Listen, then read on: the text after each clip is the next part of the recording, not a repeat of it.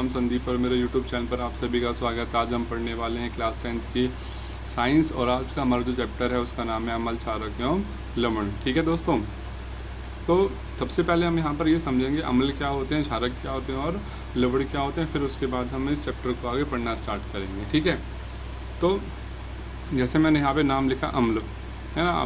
बच्चों आपने जैसे छोटी क्लासेस में पढ़ रखा होगा अम्ल क्या होते हैं, है ना। जैसे कि क्लास 7th में या 8th में आपने पढ़ रखा है अम्ल क्या होते हैं। मैं 7th क्लास की बुक में है अम्ल। ठीक है, हिंदी में अम्ल कहते हैं, इंग्लिश में एसिड बोलते हैं, क्षारक को हिंदी मतलब इंग्लिश में बेस बोलते हैं, लवण को इंग्लिश में सॉल्ट बोलते हैं। ठीक है, अम्ल का मतलब होता है ऐसे पदार्थ जो जिनका स्वाद खाने में खट्टा होता है। ठीक है, ठीक, उन सभी के अंदर क्या पाया जाता है, अम्ल पाया जाता है। या फिर ऐसा बोलते हैं जो चीज़ खाने में खट्टी होती हैं वो अम्ल होती हैं। ठीक है, जैसे कि नींबू हो गया, मतलब नींबू के अंदर अम्ल पाया जाता है ना। जिनका स्वाद कैसा हो, जिनका स्वाद कैसा होता है, खट्टा होता है, उनको हम क्या बोलते हैं, अम्ल कहते हैं। ठीक है, जैसे हो गया नींबू, नींबू के अंदर अम्ल पाया जाता है। ठीक है, दही है, दही के अंदर अम्ल पाया जाता है। ठीक है, तो ऐसे पदार्थ जो खाने में जिनका स्वाद खाने में खट्टा होता है उनको हम क्या बोलते हैं, अम्ल बोलते हैं। जैसे नींबू हो गया, दही हो गया, इन सब के अंदर अम्ल पाया जाता है। इमली है, इसके अंदर भी अम्ल पाया जाता है। ठीक, अब फिर दूसरी तरफ बात करते हैं क्षारक की। क्षारक क्या होते हैं भाई, जिनका स्वाद खाने में कड़वा होता है। जिनका स्वाद कैसा होता है, खाने में कड़वा होता है, तो ये बोलेंगे इन चीज़ों के अंदर या फिर ऐसे पदार्थ जो खाने में कड़वे होते हैं उनके अंदर क्या पाया जाता है, क्षारक पाया जाता है। जैसे करेला हो गया, नीम हो गया, है ना, इन सब के अंदर क्या पाया जाता है, क्षारक पाया जाता है। ठीक है, फिर तीसरी बात आती है लवण क्या होता है। लवण मतलब ऐसे पदार्थ जो ना तो खाने में खट्टे होते हैं ना ही कड़वे होते हैं, उनको हम लवण कहते हैं। जैसे नमक, है ना, नमक ना तो खाने में खट्टा होता है ना ही कड़वा होता है ना। तो इसलिए लवण का जो एग्जाम्पल हो गया वो क्या हो गया, नमक हो गया। ठीक है, अच्छा एक बात ध्यान रखना बच्चों, यहाँ पे मैंने क्षारक बोला है ना, क्षारक का स्वाद कड़वा होता है। कड़वे का मतलब तीखा नहीं है। जैसे हम मिर्ची खाते हैं, मिर्ची कड़वी नहीं होती, मिर्ची तीखी होती है। ठीक है, कड़वा जैसे करेला हो गया, नीम हो गई, इनका जो स्वाद होता है वो होता है कड़वा, पर मिर्ची का स्वाद होता है तीखा। ठीक है, यहाँ पर मैं कड़वे की बात कर रहा हूँ, तीखे की नहीं। ठीक, अच्छा भाई, अब आप तो ये तो चलो मैंने बता दिया कि अम्ल क्या होते हैं, क्षारक क्या होते हैं, लवण क्या होते हैं। पर अब हमें चेक करना हो, अगर हमें कोई पदार्थ दिया गया है और ये पता लगाना हो कि एक मतलब अम्ल है या क्षारक है, तो आप लोग कैसे पता लगाएंगे। ठीक है, तो इसके लिए हम क्या करते हैं, एक सूचक का इस्तेमाल करते हैं। सूचक एक प्रकार का पदार्थ होता है जिसकी सहायता से ये पता लगाया जाता है कि कौन सा पदार्थ अम्ल है, कौन सा पदार्थ क्षारीय है या फिर कौन सा पदार्थ लवणीय है। ठीक है, क्या बताया ना, सूचक एक प्रकार का पदार्थ होता है जो हमें ये बताता है, जिससे हमें कि कौन सा पदार्थ अम्लीय है, कौन सा पदार्थ क्षारीय है, कौन सा पदार्थ लवणीय है। ठीक है, या फिर किस पदार्थ के अंदर अम्ल पाया जा रहा है, किस पदार्थ के अंदर क्षारक पाया जा रहा है। ठीक है, सूचक एक प्रकार का पदार्थ होता है जो हमें ये बताता है कौन सा पदार्थ अम्लीय है, कौन सा पदार्थ क्षारीय है और कौन सा पदार्थ लवणीय। मतलब इसकी सहायता से हम पता लगा सकते हैं, इसकी सहायता से हम चेक करते हैं। ठीक है, सूचक जो होते हैं ये दो प्रकार के होते हैं। ठीक है, एक तो होते हैं प्राकृतिक सूचक, एक होते हैं संश्लेषित सूचक। ठीक है, संश्लेषित सूचक। ठीक है, मैंने क्या बताया, सूचक क्या है, दो प्रकार के, प्राकृतिक सूचक और दूसरा संश्लेषित सूचक। ठीक है, और सूचक का मतलब क्या होता है, ऐसे पदार्थ जिनकी सहायता से हमें ये पता लगता है कौन सा पदार्थ अम्लीय है, कौन सा पदार्थ क्षारीय है, तो ऐसे पदार्थों को हम सूचक कहते हैं। ये दो प्रकार के, प्राकृतिक सूचक और संश्लेषित सूचक। अब प्राकृतिक सूचक में क्या आएगा, ऐसे पदार्थ जो हमें प्रकृति से मिले हैं और जिनकी सहायता से हम अम्लीय या क्षारीय पदार्थों का पता लगाते हैं, तो ऐसे पदार्थों को हम क्या बोलते हैं, प्राकृतिक सूचक कहते हैं। ठीक है, प्रकृति मतलब हो गया जो हमें हमारी प्रकृति से मिले, जो हमारी नेचर से मिले हैं ना, जो किसी ने बनाए नहीं है, मतलब वो मनुष्य द्वारा निर्मित नहीं है, वो प्रकृति द्वारा निर्मित हैं। तो ऐसे पदार्थों को हम क्या बोलेंगे, प्राकृतिक सूचक बोलेंगे, जिनसे हमें ये पता चलेगा कि कौन सा पदार्थ अम्लीय है, कौन सा पदार्थ क्षारीय है। जैसे कि अगर हम बात करें हल्दी है, हल्दी एक प्रकार की क्या है, ये प्राकृतिक सूचक है। अब ये कैसे है, अभी मैं आपको इसका एक एग्जांपल देता हूँ। मान लीजिए आपने कोई सब्जी खाई और आप लोगों को पता है सब्जी के अंदर तो हल्दी डालते ही हैं घर में सभी लोग, है ना। अगर वो सब्जी आपकी शर्ट के ऊपर या फिर आपने जो कपड़ा पहना रखा है उसके ऊपर अगर मतलब जो खाना खाया आपने, अगर वो खाना उसके ऊपर गिर जाता आपके शर्ट के ऊपर या पैंट के ऊपर, मान लो शर्ट के ऊपर गिर गया, आपने शर्ट पहन रखी वाइट कलर की, अभी स्कूल में है, आपने कुछ खाना खाया, उस खाने तो उसकी सब्ज़ी जो है वो आपकी शर्ट पर गिर गई। और जब आपने शर्ट अपनी मम्मी को दी धोने के लिए, आपकी मम्मी ने जैसे ही उस हल्दी वाले हिस्से पे जहाँ पे सब्ज़ी लगी थी उसके ऊपर जैसे ही साबुन लगाएंगे ना, उस हिस्से का रंग कैसा हो जाएगा, लाल भूरा हो जाएगा। कैसा हो जाएगा, लाल भूरा हो गया। ठीक है, कैसा हो गया, लाल भूरा हो गया। ठीक है, आई बात मुझे। तो अब इसका मतलब क्या, जैसे ही हल्दी क्या हुआ, साबुन के संपर्क में आया, भाई आपकी मम्मी क्या करेगी, जो कपड़े पे सब्जी का दाग लगा उसको हटाने के लिए क्या करेगी, साबुन लगाएगी। जैसे ही साबुन हल्दी के संपर्क में आया तो क्या देखा, जिस हिस्से में सब्जी लगी हुई थी उस हिस्से का रंग कैसा हो गया, लाल भूरा हो गया। पहले तो पीला रंग की होती हल्दी, है ना, पर जैसे ही वो साबुन के संपर्क में आया तो उसका रंग कैसा हो गया, लाल भूरा हो गया। इसका मतलब क्या है कि यहाँ पर कुछ ना कुछ तो ऐसा था जिसकी वजह से हल्दी का रंग लाल भूरा हो गया। ठीक है, तो हमने क्या देखा, जो साबुन होता है ना, साबुन घर के अंदर हम लोग जो साबुन वगैरह इस्तेमाल करते हैं, ये कैसी है, इनमें क्षार पाया जाता है। क्या पाया जाता है, क्षार जो हमने बताया ना, क्षारक बताया था ना स्टार्टिंग में। ठीक है, तो उसी की बात कर रहा हूँ मैं कि जो साबुन होता है उसके अंदर क्या पाया जाता है, क्षारक पाया जाता है। और जैसे ही क्षारक जैसे ही क्षारक हल्दी के संपर्क में आएगा ना, तो जो हल्दी का रंग होता है वो लाल भूरा हो जाता है। ठीक है, तो यहाँ पर क्या हुआ, हल्दी की सहायता से हमें पता चला ना कि साबुन के अंदर क्षार है, जिसकी वजह से साबुन का जो हल्दी का जो रंग है वो लाल भूरा हो गया, है ना।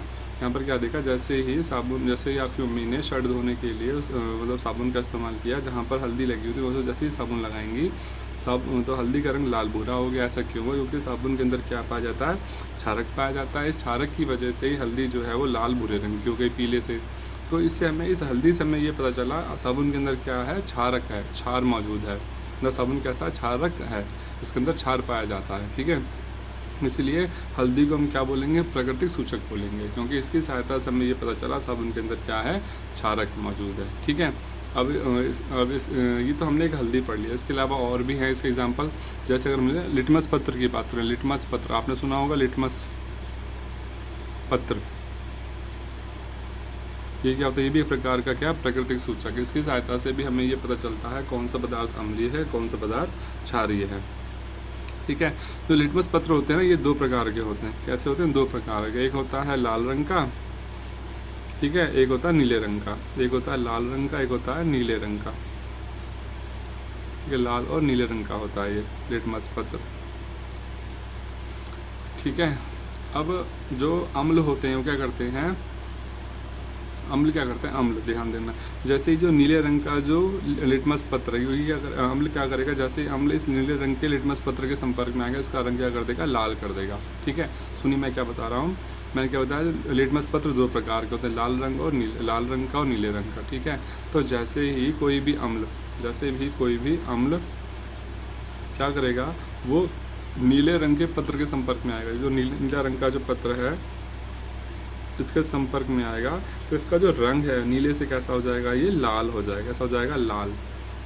आई बात समझ में। इसका मतलब क्या करता है, अम्ल क्या करता है, नीले पत्र को लाल कर देता है। नीले रंग का जो पत्र होता है, जो पत्र मतलब होता है कागज़, पेपर। ठीक है, पत्र मतलब पेपर होता है, हिंदी में से पत्र बोल रहे हैं, वैसे पेपर बोलते हैं इंग्लिश में। ठीक है, तो जो नीले रंग का जो लिटमस का पत्र होगा, जो पेपर होगा, उसका रंग कैसा हो जाएगा, लाल हो गया। मतलब यहाँ तो हमें पता है अम्ल है। ठीक है, और मान लीजिए ऐसा होता है, एक मान लिया आपके पास एक गिलास है, इसके अंदर आपने क्या भर लिया, एसिड डाल दिया, मतलब इसके अंदर अम्ल डाल दिया। अम्ल अब कहोगे अम्ल कहाँ से लाए, भाई अगर हमने इसके अंदर थोड़ा सा सिरका डाल दिया, जो सिरका हम इस्तेमाल करते हैं ना, जैसे चाउमीन वगैरह में इस्तेमाल होता है, या फिर घर में भी कई चीज़ों में इस्तेमाल होता है सिरका, है ना। सिरके के अंदर अम्ल पाया जाता है। तो मान लिया इस गिलास में हमने थोड़ा सा अम्ल डाल दिया, मतलब हमने यहाँ पे थोड़ा सा सिरका डाल दिया। ठीक है, तो जैसे ही हम यहाँ इस अम्ल के अंदर हमने क्या ले लिया, एक नीले रंग का लिटमस पत्र ले लिया। तो जैसे ही हम उसको इसमें डालेंगे, उसका जो रंग होगा वो नीले से कैसा हो जाएगा, लाल रंग का हो जाएगा। तो हमने क्या देखा, जैसे ही अम्ल नीले लिटमस पत्र के संपर्क में आता है तो उसका रंग कैसा हो जाता है, लाल हो जाता है। इसका मतलब ये है, अम्ल कोई भी अम्ल अगर नीले लिटमस रंग के संपर्क में आएगा तो उसका रंग लाल हो जाएगा। तो हमें ये पता चल जाएगा इस चीज़ के अंदर अम्ल पाया जाता है। ठीक है, या फिर ऐसा बोलें, मतलब कोई भी आपके पास एक घोल दे दिया गया, घोल मतलब समझते हैं ना, जैसे पानी में किसी चीज़ को घोल कर रख दिया गया। ठीक है, अभी ठीक मान लिया एक ये हमने ग्लास लिया, इसके अंदर हमने कोई चीज़ घोल कर रख दी है। ठीक है, हमें नहीं पता वो अम्लीय है या क्षारीय है, अभी नहीं पता। लेकिन जैसे ही हमने इसके अंदर नीले रंग का पत्र डाला, नीले रंग का जब हमने इसमें लिटमस पत्र डाला तो उसका रंग कैसा हो गया, लाल हो गया। लाल हो गया तो इससे हमें ये पता चल गया कि इसके अंदर जो हमने घोल बनाया था वो कैसा घोल है, अम्लीय घोल है, उसके अंदर क्या है, अम्ल मौजूद है। आगे बात समझ में, ठीक है। उसी तरीके से फिर ये लाल रंग का, मतलब जो लाल रंग, जैसे ही कोई क्षारक लाल रंग के लिटमस पत्र के संपर्क में आता है तो क्षार क्या करता है, इसका रंग लाल से नीला कर देता है, ठीक है। क्षारक क्या करता है, देखिए कैसे, ये मान लीजिए ये जो बर्तन, एक हमने ग्लास ले लिया, इसके अंदर हमने कुछ क्षारक डाल दिए, ठीक है। साबुन का पानी डाल दिया जैसे मान लेते हैं, ठीक है।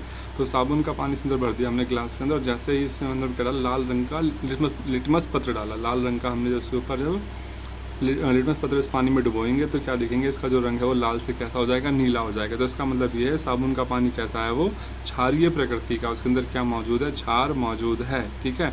तो हमने यहाँ पर ये देखा, देखिए अब जो मैं बात बताने जा रहा हूँ उसे आप ध्यान से सुन लीजिएगा, ठीक है।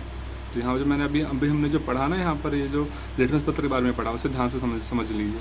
मैंने क्या बताया कि जो नीले रंग का जो लिटमस पत्र होता है, जो नीले रंग का जो लिटमस पत्र होता है, अगर ये किसी अगर ये किसी अम्ल के संपर्क में आएगा तो उसका रंग कैसा हो जाएगा, लाल हो जाएगा, ठीक है। ध्यान रखना, जो अम्ल क्या करते हैं, अम्ल का काम क्या होता है, देखिए यहाँ पे लिख दूँ मैं यहाँ लिख देता हूँ, तो यहाँ लिख देते हैं, हाँ। अम्ल क्या करते हैं, नीले रंग को लाल में बदल देते हैं, नीले रंग का जो पत्र होता है उसको लाल रंग के लिटमस पत्र में बदल देते हैं। और जो क्षार होते हैं क्या करते हैं, ये लाल रंग का जो लिटमस पत्र होगा उसको नीले रंग में बदल देते हैं, ठीक है। ये आपको याद होना चाहिए, ठीक है। अगर इसको याद करने का एक ट्रिक भी है, अम्ल को हिंदी इंग्लिश में क्या बोलते हैं, एसिड बोलते हैं, तो ए लिख लिया एसिड के लिए, नीला रंग मतलब ब्लू कलर का हो गया है ना, इंग्लिश में ब्लू बोलेंगे। लाल क्या होता है, रेड कलर, ठीक है। तो यानी क्या, अब ये एसिड क्या करता है, वो ब्लू कलर के पत्र को लाल कर देता है, ठीक है। तो एसिड से ए ले लिया, ब्लू का बी ले लिया और रेड का आर ले लिया, क्या आ गया, ABR, ABC या ABR याद कर लो आप, ठीक है। ABR मतलब एसिड क्या करेगा, वो ब्लू पत्र को लाल कर देगा, ठीक है। ये आप ध्यान रख सकते हैं, इस तरीके से भी आप इसको याद रख सकते हैं। नहीं तो वैसे तो मैंने हिंदी में लिखा है, ये अम्ल क्या करते हैं, वो नीले पत्र को लाल रंग के पत्र में चेंज कर देते हैं या फिर परिवर्तित कर देते हैं, ठीक है। आप एक का याद कर लीजिए, फिर दूसरा इसका उल्टा ही होगा। अगर अम्ल क्या कर रहा है, वो नीले पत्र को लाल कर रहा है, तो क्षार क्या करेगा, लाल पत्र को नीला कर देगा, ठीक है। ये आपने याद रखना है, कई बार एग्जाम में पूछा जा चुका है ये क्वेश्चन, ठीक है। आगे होगी बात समझ में। अब यहाँ तो अभी हमने सिर्फ दो ही प्रकृति सूचक पढ़े, एक हमने पढ़ा था क्या, एक तो हमने हल्दी पढ़ा, दूसरा हमने पढ़ा लिटमस पत्र। अब भाई क्वेश्चन कई बार पूछा जाता है, जो लिटमस पत्र है ये कहाँ से प्राप्त होता है। तो जो लिटमस पत्र होता है ना, ये क्या होता है, एक लीचन नाम का पौधा, एक सबसे पहले क्या बनाया जाता है, मतलब एक लीचन नाम का पौधा होता है, लीचन नाम का, किस नाम का, लीचन नाम से पौधा होता है, यहाँ लिखता हूँ, लीचन नाम का पौधा होता है। इस पौधे की जो छाल होती है ना, इस पौधे की जो छाल होती है, वहाँ से बैंगनी कलर का रंग निकलता है, क्या निकलता है, बैंगनी कलर का, मतलब बैंगनी रंग का, वहाँ से बैंगनी रंग निकलता है। उस बैंगनी रंग का जो मतलब जहाँ से बैंगनी रंग का जो चूर्ण निकलता है ना, बैंगनी रंग का जो चूर्ण निकलता है, उस बैंगनी रंग के चूर्ण की सहायता से क्या किया जाता है, एक कागज़ तैयार किया जाता है। उस कागज़ को हम फिर क्या बोलते हैं, लिटमस पत्र बोलते हैं। आगे बस मतलब क्या बताया मैंने, लीचन नाम का एक पेड़ होता है, उसके छाल से क्या करते हैं, बैंगनी रंग का एक चूर्ण प्राप्त होता है। उस बैंगनी रंग के चूर्ण से क्या तैयार किया जाता है, लिटमस पत्र तैयार किया जाता है, ठीक है। आगे बस समझ में। तो आपको ध्यान रखना है कि जो लिटमस पत्र है वो कौन से पौधे से प्राप्त होता है, तो लीचन नामक पौधे से प्राप्त होता है। और कई बार ये भी पूछा जाता है कि जो लीचन नामक पौधा है ये पौधे के किस समूह से है, ठीक है। तो ये पौधे के ये जिस पौधे के समूह में आता है उसका नाम है थैलोफाइटा। क्या नाम है, थैलोफाइटा। ये आपने उसमें पढ़ा हो, क्लास 9th की साइंस पढ़ी थी ना आपने, उसमें था ये, है ना। मतलब पौधों का जो समूह है, पौधों का एक समूह का नाम होता है थैलोफाइटा। तो ये थैलोफाइटा समूह से संबंधित है लीचन नाम का पौधा या पेड़, ठीक है। ये तो अभी हमने पढ़ लिए सारे। अच्छा, इसके अलावा भी यहाँ पर कुछ इसके और भी उदाहरण हो सकते हैं, जैसे चाइना रोज़ आता है।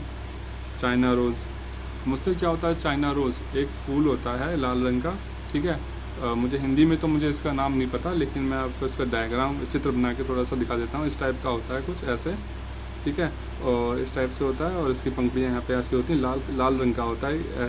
और कुछ आकार इसका ऐसे होता है, यहाँ पर इसमें 2-3 ऐसे हाथ को निकले होते हैं इसके, इससे इस तरीके से। और यहाँ पर ये हरे रंग का होता है थोड़ा सा, ऐसे लंबा सा होता है यहाँ से, ठीक है। इसे हम चाइना रोज़ कहते हैं, मतलब होता लाल रंग का है चाइना रोज़। इसका काम ये भी एक प्रकार का प्राकृतिक सूचक है। इसकी जो पत्तियां हैं, ये जो यहाँ पे लाल रंग की जो इसकी पंखुड़ियाँ होती हैं ना, उसका इस्तेमाल किया जाता है एक सूचक के तौर पे, ठीक है।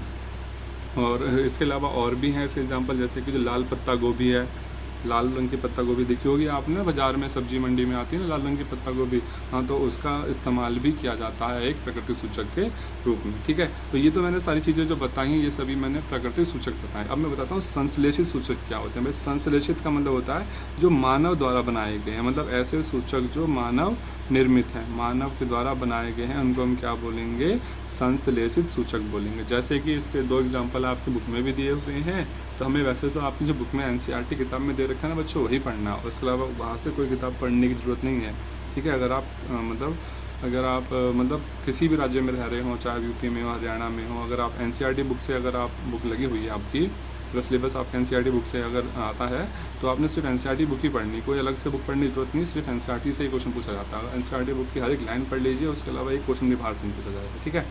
तो अभी हम यहाँ पर बात करेंगे जो संश्लेषित सूचक हैं, ये मतलब ऐसे सूचक जो मानव द्वारा बनाए गए हैं और जो मानव निर्मित होते हैं, उनको हम बोलते हैं संश्लेषित सूचक। जैसे कि एग्जांपल हो गया इसका मेथिल ऑरेंज, ठीक है। तो एक एग्जांपल है इसका मेथिल ऑरेंज है, ठीक है। और दूसरा एग्जांपल है इसका फिनोल्फ्थेलीन है, फिनोल्फ्थेलीन। ये आपके बुक में भी लिखे हुए हैं, आपने इनको अच्छे से याद कर लेना, कई बार एग्जाम से पूछ लिया जाता है कि प्राकृतिक सूचक और संश्लेषित सूचक के उदाहरण दीजिए, ठीक है। तो एक हो गया फिनोल्फ्थेलीन, दूसरा हो गया मेथिल ऑरेंज, ठीक है। आगे हो गया आपको बात समझ में, ठीक। अब हम इसके आगे चलते हैं, ठीक है। तो दोस्तों अब हम चलते हैं, हमारा सबसे पहले देख लेते हैं क्वेश्चन है भी आपके पास एक एनसीईआरटी में, ठीक है। अभी हम एनसीईआरटी से पढ़ रहे हैं और मैं आपको एनसीईआरटी का चैप्टर जब पढ़ा रहा हूँ ना, तो इसमें जितने क्वेश्चन भी आते रहेंगे बीच में, तो मैं उनके आपको आंसर बता दूँगा, उसे कैसे हल करना है, ठीक है।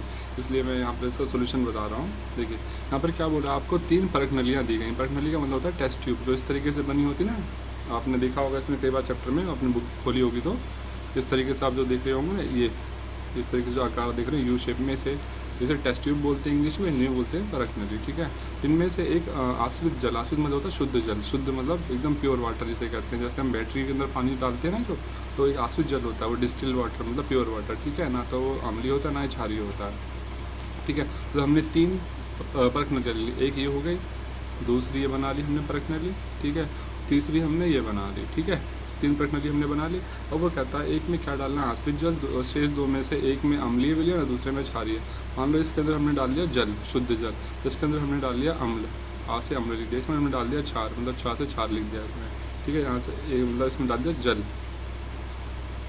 पहले वाले में जल डाल दिया, दूसरे वाले में अम्ल, तीसरे वाले में क्षार डाल दिया, ठीक है। अब बोला यदि आपको केवल एक लाल लिटमस पत्र दिया गया, लाल रंग का लिटमस पत्र दिया गया है, तो ये बताइए प्रत्येक परख नली में जो पदार्थ रखे गए वो किस प्रकृति के होंगे, ठीक है।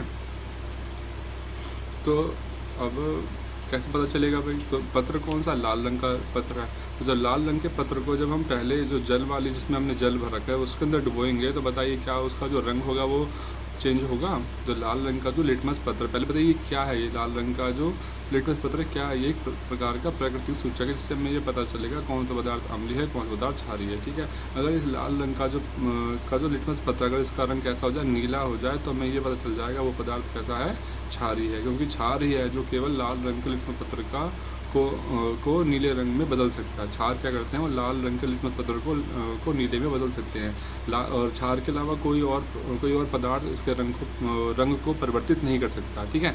तो पहले लाल रंग का जो पत्र है उसमें डालेंगे जल में, तो क्या देखेंगे, भाई जल में डालने पर तो इसका जो रंग है उसमें तो कोई भी चेंज नहीं आया, मतलब उसका जो रंग है वो लाल का लाल रहा। अब इस लाल रंग के पत्र को हमने किस में डाल दिया, अम्ल में डाल दिया। तो अम्ल में डाला, जब भी हम देख रहे हैं क्या कि जो अम्ल में डालने पर भी जो लाल रंग का पत्र वो लाल ही रहा, मतलब ये तो क्या हो गया भाई, जल है, मतलब ये तो आश्रित जल हो गया, हम कुछ, ठीक है। लेकिन जब हमने इस लाल रंग के पत्र को जब उसमें डाला तीसरी वाली परख नली में, तो हमने ये देखा कि जो लाल रंग का पत्र कैसा हो गया, नीला हो गया। कैसा हो गया, नीला। इसका मतलब क्या, नीला हो गया, इसका मतलब क्या, इसके अंदर क्या मौजूद है, क्षार मौजूद है ना। यही तो पूछा गया था। बताइए प्रत्येक परख नली के पदार्थों की पहचान कैसे करेंगे आप।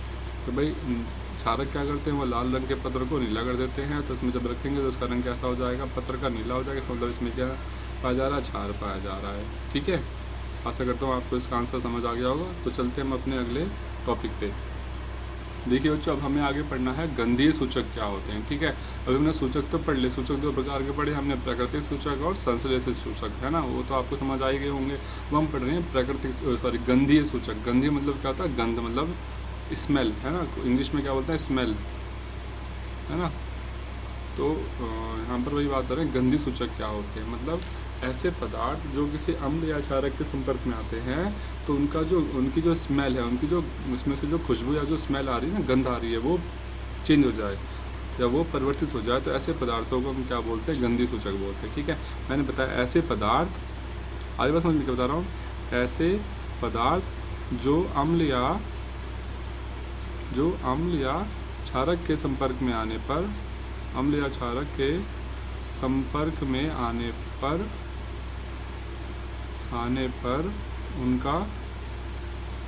उनकी गंध परिवर्तित हो जाती है, उनकी गंध परिवर्तित हो जाती है,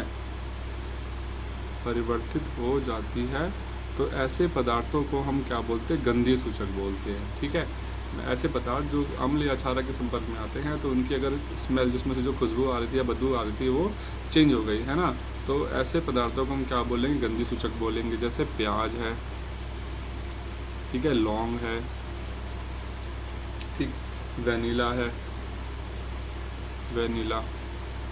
ये सभी इसके क्या है? उदाहरण है, एग्जाम्पल हो गए ये गंधीय सूचक के। कैसे? देखिए भाई, प्याज लिख दिया मैंने, प्याज बोल रहा था मैं। ठीक है, कैसा प्याज होता है आपको पता कि प्याज जब हम काटते हैं तो हमारे आंखों में आंसू भी आते हैं और प्याज में से काफ़ी अजीब सी स्मेल आती है ना। कई लोग तो कहते हैं भाई प्याज में से बदबू आती है, हम प्याज नहीं खाते, है ना, कई लोगों को सुना होगा आपने। अब तो प्याज, लेकिन जब आप किसी बड़े बड़े होटल में जाते हैं ना, तो वहाँ पर जब आप प्याज खाते हैं तो आपको प्याज में से बिल्कुल भी बदबू नहीं आती। क्यों नहीं आती? कभी सोचा आपने? तो वो लोग क्या करते हैं, प्याज को ना, मतलब पहले काट के क्या करते हैं, वो उसमें मिला देते हैं, सिरके में डाल कर रखते हैं प्याज को। ठीक है, प्याज को इसमें डाल देते हैं सिरके में। ठीक है, अब पहले बताइए, सिरके में क्या पाया जाता है? अम्ल पाया जाता है, क्षार पाया जाता है? सिरका जो है अम्ल है या क्षारीय है? सिरका होता है अम्लीय। ठीक है, सिरके के अंदर अम्ल पाया जाता है।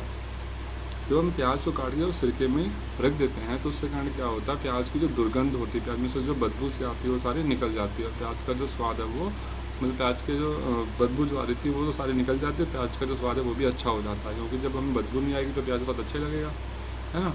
ठीक, तो यहाँ पर क्या हुआ, जब प्याज को हमने सिरके में डाला तो क्या हुआ? प्याज की जो गंध है वो परिवर्तित हो गई, वो चेंज हो गई, प्याज में से जो बदबू आ रही थी वो सारी गायब हो गई। तो हमने क्या देखा, जब प्याज किसी सिरके के संपर्क में आ रहा है और सिरके में क्या पाया जाता है? अम्ल पाया जाता है, मतलब प्याज जैसे ही अम्ल के संपर्क में आया तो इस प्याज की जो बदबू थी वो गायब होगी। तो प्याज को हम क्या बोलेंगे? एक प्रकार का क्या गंधीय सूचक है। वही तो मैंने बताया कि ऐसे पदार्थ जो अम्ल या क्षारक के संपर्क में आते हैं तो उनकी जो गंध है वो चेंज हो जाती है, उनकी जो गंध है वो परिवर्तित हो जाती है, तो ऐसे पदार्थ तो गंधीय सूचक बोलेंगे। तो मैंने बताया जब प्याज सिरके के संपर्क में आएगा तो जब प्याज को काट के सिरके में रखते हैं तो प्याज की जो बदबू होती है, वो जो दुर्गंध आती है वो उसमें से गायब हो जाती है। तो इसका मतलब ये प्याज का एक प्रकार का गंधीय सूचक है। प्याज की जो बदबू है वो चेंज हो गई, प्याज में से बदबू आनी बंद हो गई, उसकी बदबू सारी गायब हो गई, है ना। तो प्याज का एक प्रकार का प्राकृतिक सूचक, एक प्रकार गंधीय सूचक। उसी तरीके से लौंग भी है और ये जो वेनिला है, ये भी तीन आपके क्या हैं? तीनों प्राकृतिक ये तीनों गंधीय सूचक हैं इसके। ठीक है, आशा करता हूँ आपको समझ आ गया होगा। तो हम चलते हैं आगे दोस्तों। अब हमें आगे पढ़ना है अम्ल एवं क्षारक जो है वो किसी धातु के साथ कैसे अभिक्रिया करते हैं, है ना। अभी मैं आपको बुक पे पढ़ा रहा हूँ, ठीक है, क्योंकि यहाँ पर इसे समझाने के लिए जो आगे टॉपिक है उन्हें वो डायग्राम की जरूरत पड़ेगी। बुक में काफ़ी अच्छे डायग्राम दे रखे हैं, इसलिए मैं बुक से पढ़ा रहा हूँ डायरेक्ट अभी आपको, है ना। और जब मुझे ऐसा लगेगा, जब मुझे कॉपी पे पढ़ाना है तो मैं फिर पेज पे पढ़ाऊँगा आपको, ताकि अच्छे से कुछ लिख के समझा सकूँ। ठीक है, तो अभी हम पढ़ते हैं अम्ल एवं क्षारक धातु के साथ कैसे अभिक्रिया करते हैं। ठीक है, अम्ल एवं क्षारक देखेंगे तो किसी धातु के साथ कैसे अभिक्रिया करते हैं। तो यहाँ पर क्या दिया गया, एक यहाँ पर क्रियाकलाप दिया गया 2.3। ठीक है, तो हम इससे पहले ध्यान से पढ़ेंगे, ठीक है, और इसी के आधार पर फिर हम देखेंगे अम्ल जो क्षारक है धातु के साथ कैसे अभिक्रिया करते हैं। ठीक, तो देखिए सबसे पहले यहाँ पर क्या दिया गया, चित्र 2.1 के अनुसार उपकरण व्यवस्थित कीजिए। मतलब यहाँ पर जो चित्र 2.1 दे रखा है, चित्र में देखना यहाँ पर क्या लगा लिया, एक स्टैंड लगाया हमने। यहाँ पर हमने क्या ले लिया, एक हमने ले ली है परख नली, जिसे हम हिंदी में टेस्ट ट्यूब, इंग्लिश में टेस्ट ट्यूब बोलते हैं। ठीक है, यहाँ पर हमने ढक्कन लगा लिया रबड़ का। यहाँ पर हमने एक ट्यूब लगा ली है, इसे हिंदी में बोलते हैं प्रवाह नली, इंग्लिश में बोलते हैं इसे डिलीवरी ट्यूब। ठीक है, आगे बात समझ में। फिर हमने यहाँ पे एक छोटा सा बर्तन लिया, इसमें हमने साबुन का घोल भर लिया। ठीक है, और हमने यहाँ पर एक मोमबत्ती ली और ये मोमबत्ती कैसे है अभी जल रही है। ठीक है, अब हम यहाँ पर क्या करते हैं, सबसे पहले देखिए आगे क्या लिखा है, दानेदार एक परख नली में लगभग 5 ml सल्फ्यूरिक अम्ल डालिए। सल्फ्यूरिक अम्ल का सूत्र बताया था मैंने आपको पहले चैप्टर में, H2SO4, ये होता है सल्फ्यूरिक अम्ल का सूत्र होता है H2SO4, ध्यान रखिएगा आगे, सल्फ्यूरिक अम्ल मतलब H2SO4। ठीक है, तो हमने क्या डाल दिया, हमने ये जो परख नली थी इसमें हमने थोड़ा सा 5 ml क्या डाल दिया, सल्फ्यूरिक अम्ल H2SO4 डाल दिया। ठीक है, फिर इसके बाद क्या करते हैं, दानेदार जिंक के टुकड़े की सतह पर आप क्या देखते हैं, हमने क्या किया है, सॉरी अम्ल डाल दिया, उसके बाद हमने क्या करा, इसमें जिंक के छोटे छोटे टुकड़े डाल दिए। तो यहाँ पर आप जो देख रहे हैं ना, जिंक के छोटे छोटे ये क्या टुकड़े हैं। ठीक है, अब आप देखते हैं जब हमने इस अम्ल के अंदर जब जिंक के जब छोटे छोटे टुकड़े डाल दिए तो हम यहाँ पर क्या देखते हैं, यहाँ पर कुछ आपको क्या दिख रहा है, यहाँ पर छोटे छोटे से जो आप गोले देख रहे हैं, ये क्या है, यहाँ पर क्या बन रहे हैं, बुलबुले है ना, यहाँ पर छोटे छोटे जो गोले से आपको नज़र आ रही है, क्या है, ये गैस के बुलबुले हैं। ठीक है, तो जब यहाँ से गैस निकल के, जो गैस के बुलबुले हैं, मतलब जो गैस निकल के यहाँ से होती हुई इस ट्यूब से, मतलब इस प्रणाली से होती हुई इस साबुन के घोल में पहुँचेगी। ठीक है, तो जब साबुन के घोल में पहुँचेगी तो यहाँ से जो गैस आई, उस गैस के कारण क्या बनेगा, साबुन के घोल में क्या बनेंगे, कुछ बुलबुले बनेंगे, जो वही बुलबुले, ठीक है, और इन बुलबुलों के अंदर जब ये जो बुलबुले हैं, जब ये ऊपर पहुंचेंगे, यहाँ पे जब हम इन बुलबुलों के पास जलती हुई मोमबत्ती को लेके आएंगे ना, तो यहाँ पर क्या होगा, फट फट की ध्वनि आवाज़, मतलब फट फट की आवाज़ आएगी आपको, मतलब जैसे कुछ फट रही है ना, फट फट बोलेगा यहाँ पर, मतलब जब इन बुलबुलों के पास हम जलती हुई मोमबत्ती को लेके आएंगे तो यहाँ से फट फट की आवाज़ उत्पन्न होगी। ठीक है, अगर ऐसा होता है, अगर बुलबुलों के पास मोमबत्ती लाते हैं और यहाँ से फट फट की ध्वनि उत्पन्न होती है, तो इसका मतलब ये है कि इन जो गैस के जो बुलबुले थे, इसके अंदर कौन सी गैस थी, हाइड्रोजन गैस है। कौन सी गैस थी, हाइड्रोजन गैस। ठीक है बच्चों, मैंने आपको पहले चैप्टर में ही बताया था कि जब कोई भी अम्ल हो और कोई सी भी धातु हो तो वहाँ पर कौन सी गैस बनेगी, हमें जो बताया था मैंने, हाइड्रोजन गैस उत्पन्न होगी। तो यहाँ पर भी क्या हो रहा है भाई, अम्ल है, इसके अंदर हमने क्या डाल दिया भाई, जिंक के टुकड़े डाल दिए, जिंक क्या एक प्रकार की धातु है, तो कौन सी गैस बननी थी, हाइड्रोजन गैस बननी है।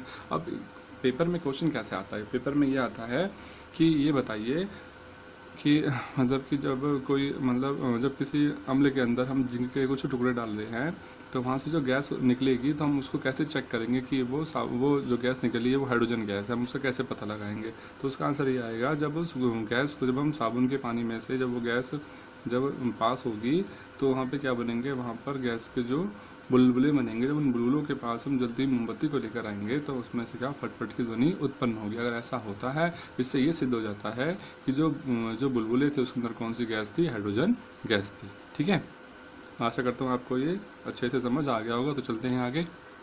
अच्छा देखिए, अभी हमने यहाँ पर से अम्ल के बारे में पढ़ा कि अम्ल को हमने इसमें डाला था, तो हमने देखा यहाँ पर क्या हो रहा है, यहाँ पर हाइड्रोजन गैस उत्पन्न हो रही है। ठीक है, अब हमने दूसरा भी तो हमें बोल रखा था, इन्होंने क्षारक के बारे में बोल रखा है कि क्षारक धातु के साथ कैसे अभिक्रिया करते हैं। अभी तो हमने अम्ल का पढ़ा। ठीक है, तो अम्ल की जो अभिक्रिया होगी, मतलब जो अभिक्रिया हम लिखेंगे वो क्या बनेगी, यहाँ पर देखिए, तो अम्ल क्या कर रहा है, वो धातु के साथ अभिक्रिया कर रहा है। ठीक है, तो क्या बना रहा है भाई, यहाँ पर बताया मैंने क्या बनाएगा, हाइड्रोजन गैस बनाएगा, प्लस जो चीज़ बच जाएगी, हाइड्रोजन गैस तो यहाँ से निकल जाएगी गैस बन के बाहर, जो यहाँ पर बचेगा वो क्या बचेगा, लवण बचेगा। क्या बचेगा, लवण। ठीक है, ये होगी इसकी अभिक्रिया। ठीक, अब हम देख लेते हैं इसके बाद क्षारक के साथ क्या होगा। तो हम यहाँ पे क्या देखते हैं, यहाँ पर एक क्रियाकलाप और दिया गया है। इसमें ये बताया गया है कि एक परख नली में जिंक के कुछ दानेदार टुकड़े डाल दिए, मतलब जो हमने पीछे जो हमने क्रियाकलाप किया वही क्रियाकलाप करना है, उसमें जिंक के टुकड़े डालने हैं, लेकिन इसमें अम्ल नहीं डालना, उसमें अंदर क्या डालना है, क्षारक डालना है, sodium hydroxide NaOH। Sodium hydroxide का मतलब उनका सूत्र होता है NaOH। Na का मतलब होता है सोडियम, OH से बन गया हाइड्रोक्साइड। ठीक है, तो उसका NaOH का एक प्रकार का क्षारक होता है ये। तो हमने अपरक नली में क्या डालना है, क्षारक डालना है। अभी हमने अम्ल डाल रखा था ना इससे पहले, अब हमने क्या डालना है, क्षारक डालना है, क्योंकि हम क्षारक के बारे में पढ़ रहे हैं कि क्षारक धातु के साथ कैसे अभिक्रिया करेंगे। तो हम यहाँ पर भी देखेंगे, जैसे ये जो क्षारक है, जैसे वो जिंक के संपर्क में, जिंक क्या एक प्रकार की धातु है, तो यहाँ पर क्या बनेगा, एक तो बन जाएगा लवण, ये एक प्रकार का लवण है, प्लस क्या बनेगा, हाइड्रोजन गैस बन जाती है। ठीक है, तो Na2ZnO2 ये क्या, सोडियम जिंकेट का सूत्र है, ये सोडियम जिंकेट, प्लस यहाँ पर क्या बन रही है, हाइड्रोजन गैस बन रही है। तो अभी हमने ये देखा कि अम्ल हो चाहे वो धातु हो, अगर वो सॉरी अम्ल हो चाहे वो क्षारक हो, अगर वो किसी धातु के साथ अभिक्रिया कर रहा है तो क्या बना रहा है, लवण बना रहा है प्लस हाइड्रोजन गैस बना रहा है। ठीक है, परंतु ये जो यहाँ पे लिखा हुआ है ना आगे, आप देखेंगे कि अभिक्रिया में किंतु ऐसी अभिक्रिया सभी धातुओं के साथ संभव नहीं है।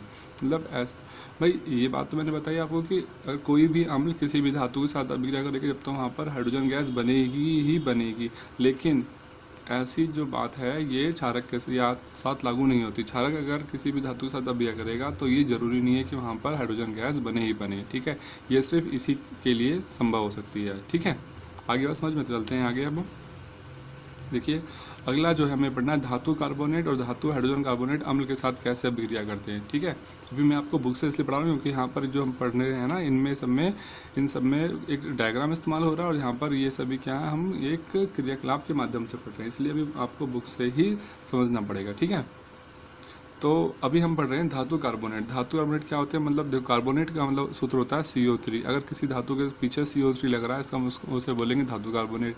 और धातु हाइड्रोजन कार्बोनेट किसी धातु के पीछे HCO3 लग रहा है, HCO3 इसे बोलेंगे। H का मतलब क्या होता है बेटा, पता ही आपको, हाइड्रोजन या फिर हाइड्रो। ठीक है, और CO3 को क्या बताएगा, कार्बोनेट, तो क्या बताएगा हाइड्रोजन कार्बोनेट या फिर हाइड्रोकार्बोनेट। ठीक है, अभी हमने यहाँ पर देखना धातु कार्बोनेट तथा धातु हाइड्रोजन कार्बोनेट अम्ल के साथ कैसे अभिक्रिया करेंगे। मतलब कोई धातु कार्बोनेट है अगर वो अम्ल के संपर्क में आएगा तो वो कैसे अभिक्रिया करेगा, और ऐसी धातु हाइड्रोजन कार्बोनेट अगर वो अम्ल के संपर्क में आएगा तो कैसे अभिक्रिया करेगा। ठीक है, तो इसका बहुत ही यहाँ पर एक अच्छा सा मतलब जो चित्र बना के समझाया गया है। देखिए यहाँ पर क्या यहाँ पर क्या ली गई, एक यहाँ पर ली गई है परख नली, देख रहे हैं आप, ये ली गई परख नली। इसके अंदर हमने क्या डाल दिया, इसके अंदर हमने डाल दिया सोडियम कार्बोनेट। सोडियम क्या एक प्रकार की धातु है। ठीक है, सोडियम कार्बोनेट मतलब ये इसका एग्जाम्पल पढ़ रहे हैं हम, धातु कार्बोनेट का, सोडियम कार्बोनेट। ठीक है, आगे बात समझ में। ठीक, फिर इसके बाद हम इसमें क्या डालेंगे, अम्ल डालेंगे, क्योंकि यहाँ पर अम्ल की पूछा है उसने कि धातु कार्बोनेट किसी अम्ल के साथ कैसे अभिक्रिया करेगा। तो अभी तो हमने इसके अंदर क्या डाल दिया, सोडियम कार्बोनेट, धातु कार्बोनेट हो गया मतलब ये। अब इसके अंदर हम क्या डाल देंगे, HCl अम्ल डालेंगे। HCl का मतलब होता है हाइड्रोक्लोरिक अम्ल। ठीक है, यहाँ पे जो लिखा हुआ है वही कर रहे हैं हम। ठीक, तो हमने क्या कर दिया, इस परख नली में सबसे पहले हमने सोडियम कार्बोनेट डाला। सोडियम कार्बोनेट का मतलब होता है धातु कार्बोनेट। फिर इसके अंदर हमने ऊपर से क्या डाल दिया, HCl मतलब कि हाइड्रोक्लोरिक अम्ल डाल दिया। तो अब हम यहाँ पर क्या देखते हैं, जैसे ही सोडियम कार्बोनेट, ये क्या है, धातु कार्बोनेट है। ठीक है, और ये इसके अंदर हमने क्या डाल दिया, अम्ल डाल दिया HCl। ठीक है, जब इन दोनों के आपस में अभिक्रिया होगी तो यहाँ पर क्या बनेगा, तो देखिए यहाँ पर क्या बनेगा भाई, तो यहाँ पर हाइड्रोजन गैस उत्पन्न होगी, क्योंकि एक तो भाई कार्बोनेट धातु है और यहाँ पर क्या डाला अम्ल, कोई भी धातु किसी भी अम्ल के संपर्क में आएगी तो क्या बनाएगी, हाइड्रोजन गैस बनाएगी। ठीक है, तो हमने यहाँ पर क्या करा है कि, ठीक है, एक मिनट, मैंने यहाँ पे बोल दिया ये धातु कार्बोनेट है। अगर धातु होता जब तो गैस बनती है हाइड्रोजन गैस, ये धातु कार्बोनेट, तो यहाँ पर क्या बनेगा, कार्बन डाइऑक्साइड गैस बनेगी। ठीक है, ध्यान रखना हमेशा। अगर सिर्फ धातु अगर किसी अम्ल के साथ अभिक्रिया करेगा जब तो बनाएगा हाइड्रोजन गैस, जो हमने पीछे पढ़ा। लेकिन ये धातु कार्बोनेट, ठीक है, तो यहाँ पर क्या बनेगी, हाइड्रोजन गैस बनेगी। ठीक, तो हम यहाँ पर क्या देखते हैं, जैसे ही सोडियम कार्बोनेट अम्ल के संपर्क में आता है तो यहाँ पर क्या बनाएगा, देखिए यहाँ पर बनाएगा, एक तो क्या बनेगा, लवण बनेगा। NaCl होता है नमक, खाने वाला जो नमक है, जो घर में नमक इस्तेमाल करते हैं ना खाने के लिए, उसी नमक का सूत्र है ये NaCl। ठीक है, हमने क्या देखा, जैसे ही कोई धातु कार्बोनेट Na2CO3 होकर धातु कार्बोनेट ये अम्ल के संपर्क में आ रहा है, HCl क्या अम्ल है, तो यहाँ पर क्या बना देगा, एक तो लवण बनाएगा, लवण मतलब हो गया NaCl। ठीक है, प्लस क्या बना देगा, जल, प्लस बनाएगा कार्बन डाइऑक्साइड गैस बनाएगा। ठीक है, और जब इस कार्बन डाइऑक्साइड गैस को हम क्या करते हैं, यहाँ पर चूने का पानी भर रखा, हमने एक दूसरी परख नली ली है, यहाँ पर क्या भर रखा, चूने का पानी। जब इस चूने के पानी में से इस गैस को, कार्बन डाइऑक्साइड गैस को जब हम गुजारेंगे तो इसका जो रंग होगा, इस चूने का रंग और ज़्यादा दूधिया हो जाएगा। ठीक है, मतलब पहले से भाई चूने का रंग कैसा होता है, दूध के जैसा होता है ना। लेकिन जब इसमें से और ज़्यादा जो यहाँ से कार्बन डाइऑक्साइड गैस निकली, जब उसको इसमें से प्रवाहित करेंगे तो इसका रंग जो होगा पहले से और ज़्यादा दूधिया हो जाएगा। ठीक है, ये तो हमने पढ़ा कि अगर हमने क्या कर रखा, अगर हमने परख नली में सोडियम कार्बोनेट मतलब धातु कार्बोनेट डाला तब क्या होगा। अब अगर हम धातु कार्बोनेट की जगह पे क्या डालते हैं, धातु हाइड्रोजन कार्बोनेट, मतलब अभी तो हमने डाला था Na2CO3, है ना, यहाँ देख रहे हैं ना आप, ये सोडियम कार्बोनेट का सूत्र होता है Na2CO3। अब हम ये ना डाल के क्या डालते हैं इसकी जगह NaHCO3। ये हो गया दो sodium hydrogen carbonate, sodium hydrocarbonate या सोडियम हाइड्रोजन कार्बोनेट, ठीक है। ये क्या है, धातु हाइड्रोजन कार्बोनेट है, ठीक है। इसकी जगह पे हम ये डालेंगे इसमें, तब भी हम यहाँ पे क्या देखेंगे, अब क्या होगा, अब यहाँ पर फिर से वही अभिक्रिया होगी जो ऊपर हुई थी, ठीक है। यहाँ पर क्या बन जाएगा, फिर से नमक बन जाएगा, प्लस जल बनेगा, प्लस क्या बनेगा, कार्बन डाइऑक्साइड गैस बनेगी, ठीक है। ये लिखा हुआ है नीचे कि NaCO3 प्लस HCl बराबर NaCl जमा H2O जमा CO2। और जब यहाँ से CO2 गैस निकलेगी, जैसे ही जब हम उसको और ये चूने के पानी में से प्रवाहित करेंगे तो इसका जो रंग होगा वो पहले से और ज़्यादा दूधिया हो जाता है, ठीक है। तो हमने ये देखा, चाहे वो चाहे धातु कार्बोनेट हो या धातु हाइड्रोजन कार्बोनेट हो, अगर वो अम्ल के साथ अभिक्रिया करेगा तो हमेशा क्या बनाएगा, लवण बनाएगा, जल बनाएगा, प्लस क्या बनाएगा, कार्बन डाइऑक्साइड गैस बनाएगा। इस बात को हम ऐसे लिख सकते हैं कि धातु कार्बोनेट हो, धातु कार्बोनेट CO3 लिखूँ, या फिर धातु हाइड्रोजन कार्बोनेट, अगर वो अम्ल के साथ, अम्ल इसलिए यहाँ पर अम्ल के साथ अभिक्रिया करेगा, ये HCl दोनों अम्ल तो हैं, तो क्या बनाएगा, लवण बनाएगा भाई, लवण, ये जो नमक बन रहा है NaCl लवण, ठीक है, प्लस क्या बनाएगा, जल बनाएगा, प्लस क्या बनाएगा, कार्बन डाइऑक्साइड गैस बनाएगी। ये तीन चीज़ें बननी है यहाँ पर हमेशा, ठीक है। आगे होगी बात समझ में, तो चलते हैं हम आगे फिर। अच्छा, अभी हम पढ़ रहे थे कि यहाँ पे क्या हो रहा था, जब हमने अभिक्रिया करवाई थी, जब सोडियम कार्बोनेट तो जब हमने उसमें डाल रखा था अम्ल के अंदर, तो मैंने क्या बताया था, यहाँ पर कौन सी गैस उत्पन्न होती है, कार्बन डाइऑक्साइड गैस उत्पन्न होती है। जब इस कार्बन डाइऑक्साइड गैस को हम क्या करते हैं, हम चूने के पानी में से प्रवाहित करते हैं, तो मैंने क्या बताया था, उसका जो रंग है और ज़्यादा दूधिया हो जाता है। पर अभिक्रिया क्या होगी भाई, चूने का पानी क्या सूत्र क्या होगा, CaOH2।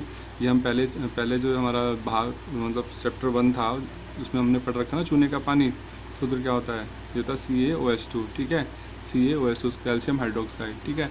तो यहाँ पर हम ये देखेंगे, जैसे ही इस चूने के पानी की अभिक्रिया कर, चूने के पानी में से कार्बन डाइऑक्साइड गैस को जब हम इसमें से गुजारेंगे तो क्या होगा, यहाँ पे बन जाएगा श्वेत अपक्षेप। अपक्षेप बताया था ना, सफ़ेद रंग का पदार्थ होता है जो पानी में घुलनशील नहीं होता, उसे हम बोलते हैं अपक्षेप, ठीक है।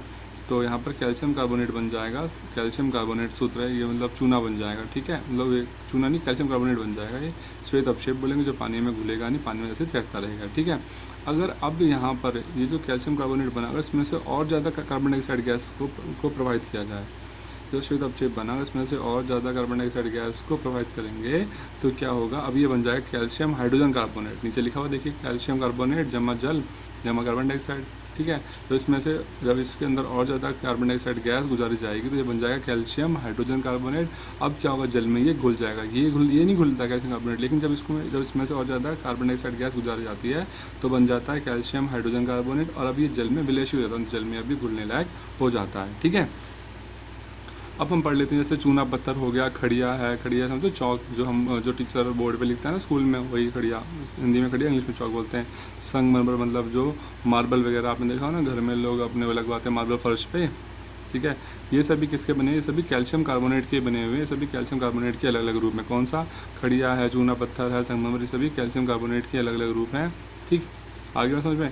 और ये जो मैंने पीछे बात बताई थी कि कोई भी धातु कार्बोनेट हो या फिर धातु हाइड्रोजन कार्बोनेट हो, अगर वो अम्ल के साथ अभिक्रिया करेगा तो तीन चीज़ें बनाता है, लवण प्लस कार्बन डाइऑक्साइड प्लस जल। जो मैंने पीछे बात बताई थी वही बात यहाँ बताई गई है, ठीक है। आशा करता हूँ आपको समझ आ गया होगा। तो हम चलते हैं आगे। देखिए, अब इसके बाद हमने पढ़ना अम्ल एवं क्षारक परस्पर, एक मिनट बुक नीचे कर लो, हाँ। अम्ल एवं क्षारक परस्पर कैसे अभिक्रिया करते हैं, मतलब अगर अम्ल और जो क्षारक है ये दोनों एक दूसरे के संपर्क में आए तो क्या होगा भाई। तो देखिए भाई, मैं आपको बता दूं, कोई भी अम्ल है अगर किसी भी क्षारक के संपर्क में आएगा तो अम्ल और क्षारक क्या करते हैं, एक दूसरे के संपर्क में आने पर वो एक दूसरे के असर को खत्म कर देते हैं, ठीक है। ध्यान रखिएगा, अम्ल और क्षारक, अम्ल है और जो क्षारक है, जैसे ही एक दूसरे के संपर्क में आएंगे तो ये दोनों एक दूसरे के असर को खत्म कर देंगे। मतलब इन दोनों के मिलने से जो चीज़ बनेगी वो क्या बनेगा, लवण बनेगा। क्या बनेगा, लवण, ठीक। ध्यान रखना, कोई भी जो अम्ल हो, चाहे कोई भी क्षार, मतलब कोई भी अम्ल किसी भी क्षार के संपर्क में आएगा तो हमेशा वहाँ पर क्या बनाएगा, लवण। मतलब अम्ल और क्षारक एक दूसरे से जब मिलते हैं तो ये एक दूसरे के असर को ख़त्म कर देते हैं, है ना। जब एक दूसरे का असर जब खत्म हो जाएगा, अम्ल मतलब जब कोई चीज़ ना तो अम्ली है ना ही क्षारी, तो क्या कहलाएगी उसे, तो फिर हम लवणी कहते हैं ना। तो वही बात यहाँ पर बताई गई है, जब कोई भी अम्ल किसी भी क्षारक के संपर्क में आएगा तो वहाँ पर क्या बनेगा, हमेशा लवण बनेगा, ठीक है। और ऐसी अभिक्रिया को क्या बोलेंगे, उदासीनीकरण अभिक्रिया बोलेंगे। क्या बोलेंगे, उदासीनीकरण अभिक्रिया, उदासीनीकरण अभिक्रिया।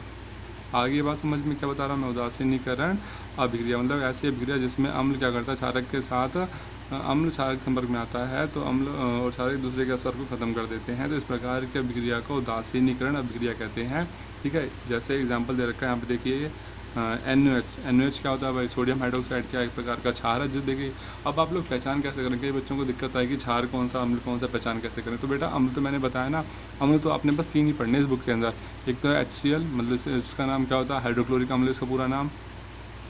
H2SO4 जिसको हम बोलते हैं क्या, सल्फ्यूरिक अम्ल बोलते हैं।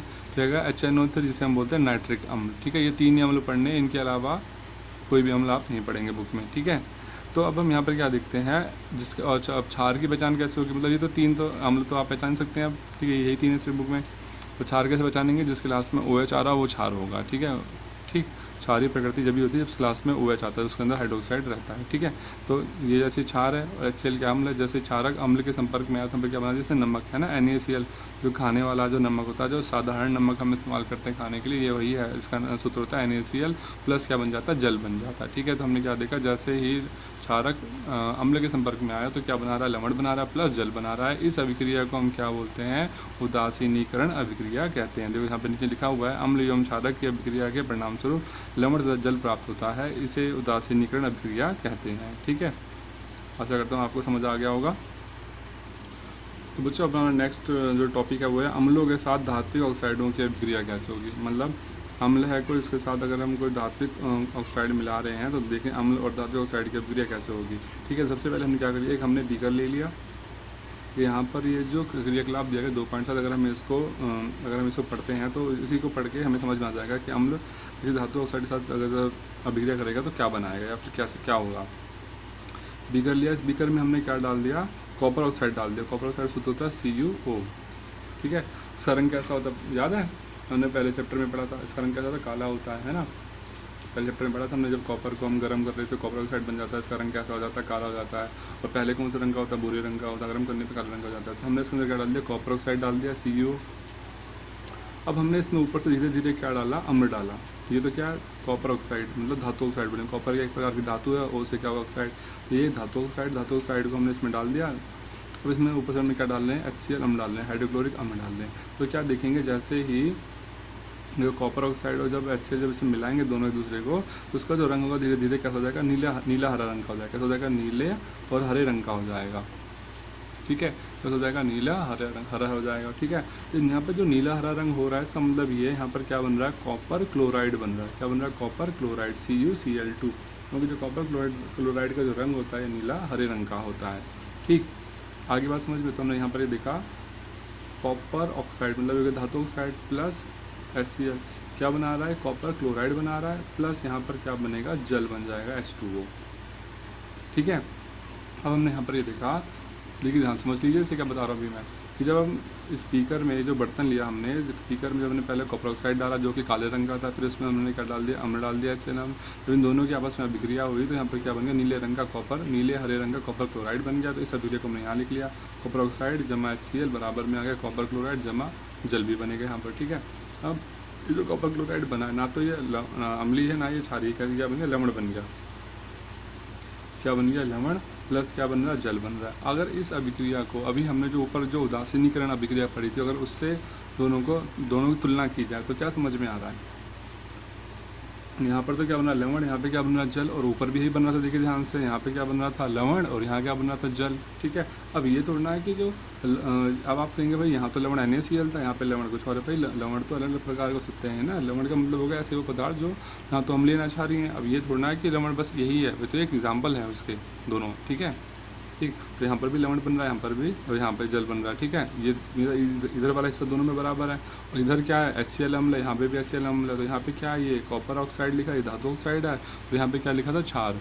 तो मतलब क्या देखा, जब धातु ऑक्साइड की अभिक्रिया अम्ल के साथ होती है तब भी ये क्या बनता है, लवण और जल बनता है। इसका मतलब ये है जो धातु ऑक्साइड हो क्या कर रहा है, वो क्षार की तरह काम कर रहा है ना, जब इसकी जो प्रकृति कैसी क्षारीय है, इसका मतलब आगे बात समझ में। ठीक है, हमने यहाँ पे देखा जब ये धातु ऑक्साइड जब अम्ल के साथ अभिक्रिया कर रहा है तो क्या बना रहा है, कॉपर क्लोराइड जमा जल बना रहा है। इसका मतलब ये है कि जब यहाँ पर लवण और जल बन रहा है और इधर अम्ल है, इसका मतलब ये क्या होगा, क्षार होगा। जब अम्ल क्षार के साथ मिलेगा जब तो क्या बनाएगा, लवण प्लस जल बनाएगा। मतलब जो कॉपर धातु ऑक्साइड है इसकी प्रकृति कैसी है, क्षारीय प्रकृति है। इसकी कैसी प्रकृति, क्षारीय प्रकृति का होता है। आगे बात समझ में। ठीक है। तो यहाँ पे हमें क्या बात समझ में आएगी, जब कोई भी जो अम्ल किसी धातु ऑक्साइड के साथ अभिक्रिया करेगा तो क्या बनाएगा, लवण और जल बनाएगा। इसका मतलब ये होगा कि कॉपर ऑक्साइड जो धातु ऑक्साइड होंगे वो सभी कैसी प्रकृति के होते हैं, क्षारीय प्रकृति के होते हैं। ठीक है, ठीक। और इसीलिए हम धातु ऑक्साइड को कहते हैं क्षारीय ऑक्साइड भी कह सकते हैं। जो बात मैंने ऊपर बताई वही चीज़ यहाँ पे लिखी हुई है, आप पढ़ सकते हैं अपनी बुक में। ठीक, अब हम पढ़ते हैं। तो अभी हमने पढ़ा था धातु ऑक्साइड की अभिक्रिया अम्ल के साथ। अब पढ़ेंगे धातु ऑक्साइड की मतलब अधातु ऑक्साइड की अभिक्रिया क्षारक के साथ कैसे होती है। ठीक है, तो यहाँ पर क्या होगा, देखिए भाई, सबसे पहले हमने क्या करना है यहाँ पर, चूँकि 2.5 में आपने कार्बन डाइऑक्साइड में कैल्शियम कार्बोनेट के बीच हमने अभिक्रिया देखी थी ना, कार्बन जो डाइऑक्साइड था और कैल्शियम हाइड्रोक्साइड था, इन दोनों के बीच में अभिक्रिया हुई थी 2.5 क्रियाकलाप में। ठीक है, ये हमने कहाँ किया था, ये इधर किया था ना, वही यहाँ पे अभिक्रिया है ना।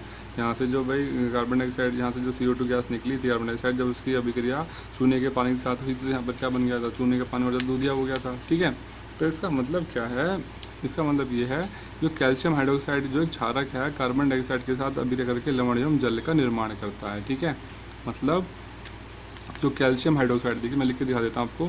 कैल्शियम हाइड्रोक्साइड जो है जैसे ही क्या करता है वो, जैसे ही वो ये क्षारक होता है। ठीक है, ये देख रहे हैं जो कैल्शियम हाइड्रोक्साइड है, जब इसकी अभिक्रिया कार्बन डाइऑक्साइड के साथ हो रही तो लवण और जल बना रहा है। इसलिए यहाँ पर जो कैल्शियम हाइड्रोक्साइड को क्या बोलेंगे, क्या है, इसकी जो प्रकृति कैसी होती है, क्षारीय प्रकृति का है ये। इसकी वजह से क्या कर रहा है, ये कार्बन डाइऑक्साइड के साथ अभिक्रिया लवण और जल बनाता है। ठीक है, अब हम चलते हैं। इसके बाद यहाँ पर कुछ आपकी बुक में क्वेश्चन दे रखे हैं, इनके आंसर देखते हैं क्या हो सकता है।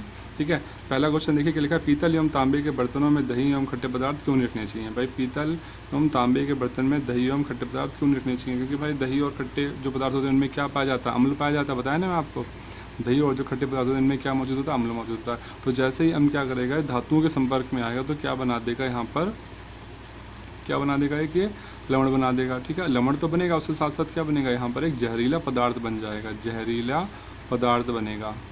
उस जहरीले पदार्थ को जब हम सेवन करेंगे तो उससे क्या होता है, हमें मतलब हमारा जो पाचन शक्ति है वो भी खराब हो जाएगी और यहाँ तक कि हमारी मृत्यु भी हो सकती है। इसलिए ये ऐसा कहा जाता है कि दही और जो खट्टी चीज़ें हैं उनको हमेशा मतलब पीतल एवं तांबे के बर्तन में नहीं रखना चाहिए, क्योंकि पीतल एवं तांबा जो है जैसे ये अम्ल के संपर्क में आते हैं तो ये क्या बनाते हैं, जहरीले पदार्थ में परिवर्तित हो जाते हैं। ठीक है, और जैसे जब हम उस जहरीले पदार्थ का सेवन कर लेंगे तो उससे हमारी जो पाचन शक्ति है, जो हमारा पेट पाचन तंत्र है वो भी खराब हो जाएगा और उससे हमारी मृत्यु तक हो सकती है। इसलिए ऐसी सलाह दी जाती है कि जो पीतल एवं तांबे के बर्तनों में अभी भी दही और खट्टे पदार्थ नहीं रखने चाहिए। ठीक है, चलते हैं अपने क्वेश्चन नंबर 2 पे। धातु के साथ अम्ल की अभिक्रिया होने पर सामान्यतः कौन सी गैस निकलती है। तो बताया था मैंने, धातु कोई सी भी हो, अम्ल कोई सा भी, जब अभिक्रिया होगी तो कौन सी गैस निकलेगी, बताया था हाइड्रोजन गैस निकलेगी।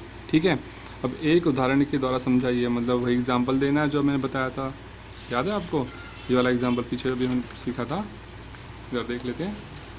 ये जो एग्जाम्पल दिया था हमने यहाँ पर, ये एग्जाम्पल पूछा उसने। ठीक है, ये आप कर देंगे, बहुत आसान क्वेश्चन है।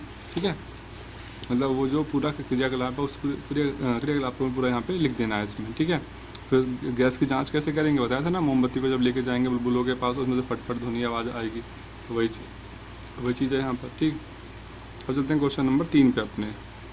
कोई धातु यौगिक है, ठीक है, ए, वो किसी हाइड्रोक्लोरिक अम्ल के साथ अभिक्रिया करता है तो बुदबुदाहट उत्पन्न होती है। इसमें उत्पन्न गैस जल्दी मोमबत्ती को बुझा देती है।